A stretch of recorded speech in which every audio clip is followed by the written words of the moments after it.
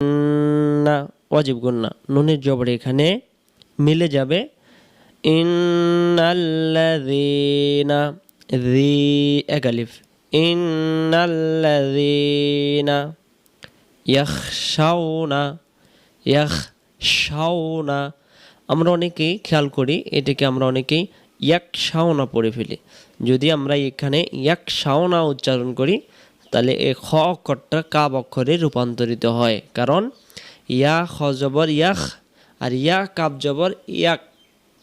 তাহলে আমরা এখানে খয়ের মতো ভেঙে উচ্চারণ হবে ইয়াখ। ইন্নাল্লাযীনা ইয়াখশাউনা রব্বাহুম হুম। আমাদেরকে গুণনা করতে হবে কোরআন শরীফের মধ্যে যে এখানেই আসুক না কেন, যদি মিম সাকিনের বাম পাশে বা অক্ষর পাওয়া যায় মিম সাকিনটাকে গুণনা করে আদায় করতে হবে। তাহলে আমরা এখানে বলবো রব্বাহুম বিল গায়বি। আমরা যদি বিল গায়বি পড়ি তাহলে উচ্চারণ ভুল হবে। হ্যাঁ, বিল গায়বি গায়বি আমরা পড়ি, তাহলে এইভাবে বলবো ইন্নাল্লাযীনা ইয়াখশাউনা, তারপরে রব্বাহুম, তারপরে বিল গায়বি তাড়াতাড়ি লাহুম। যদি কোরআন শরীফে মিম সাকিনের বাম পাশে আমরা তাসজিদওয়ালা মিমকে দেখতে পাই, সেখানে এই তাসজিদের অক্ষরটার সাথে মিল করে দিয়ে গুন্না আদায় করতে হয়।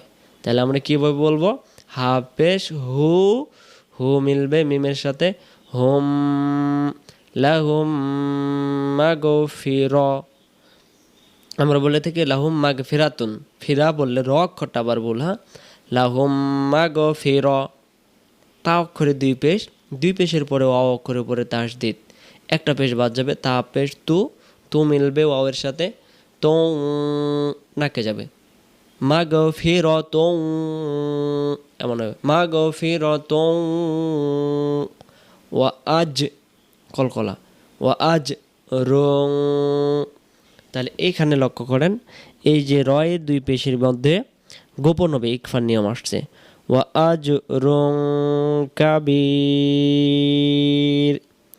লাহুম মাগফিরাতুন ওয়া আজ রং কাবীর।